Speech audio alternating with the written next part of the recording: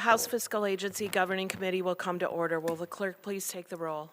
Chair Whitworth. Here. Speaker Tate. Here. Representatives Ayash, Leitner. Here. Hall. Postmus. Here. Madam Chair, you have 4 members present. You do have a quorum. Thank you. Speaker Tate moves to approve the minutes from June 7th quarterly meeting. There being no objection, the minutes are approved. Our only business this morning is to hear from HFA Director Mary Ann Cleary, who will present her agency's quarterly reports. Welcome, Mary Ann. Thank you for being here. The most important business of the day. So, good morning. Thank you for those that have showed up here. I really appreciate that. Before you is my quarterly report, and it's slightly different than the previous ones because it does have my proposed budget, House Fiscal Agency budget, detailed on this quarterly report.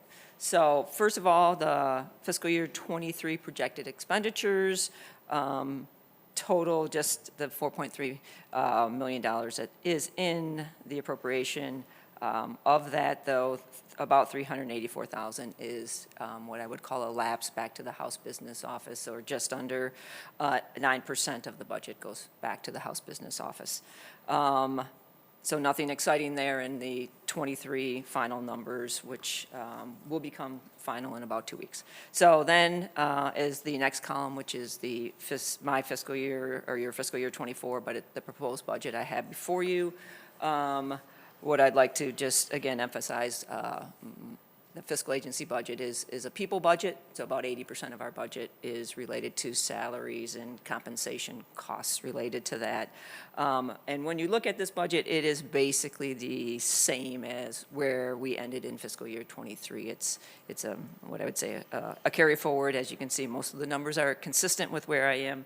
I will let you know it does include economic adjustments within there, so there are salary increases, there's health insurance increases. There actually is a decrease in the retirement cost because the rate has changed, and I have a couple people that had retired that were in the old system, and they go into the new, and when I hire someone, they go in the new system, and it's a little cheaper that way. I do also include funding for 2 open positions within the agency, from one person who have left, a person who retired. Those are included within that salary number. I am also continuing to ask for funds for our professional development line item, a little bit higher than what we have spent this year, but it's about consistent where I've asked in the past.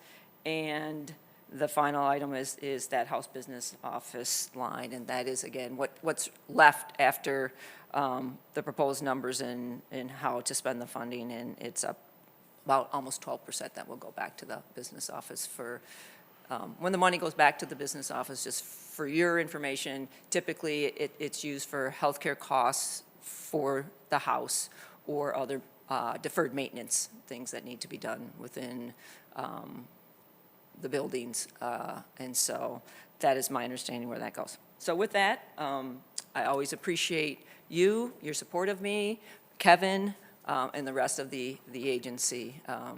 We truly do appreciate your support there. And with that, I can answer Speaker Tate's 15 questions. You've answered all of them.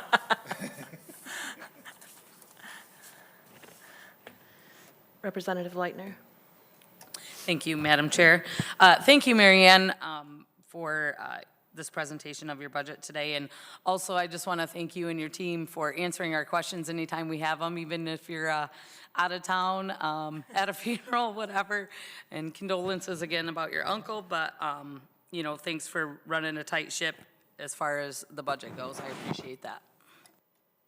Absolutely, and I appreciate if that doesn't happen, that you let me know. Thanks, Mary Ann. I appreciate everything you do for all of us also.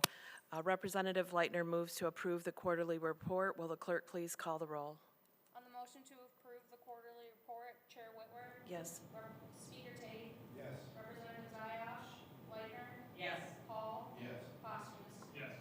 Madam Chair, you have 5 ayes, 0 nays, 0 passed. The quarterly report is approved. Thank you. Representative Posthumus moves to excuse absent members without objection. So ordered. There being no further business, the meeting is adjourned.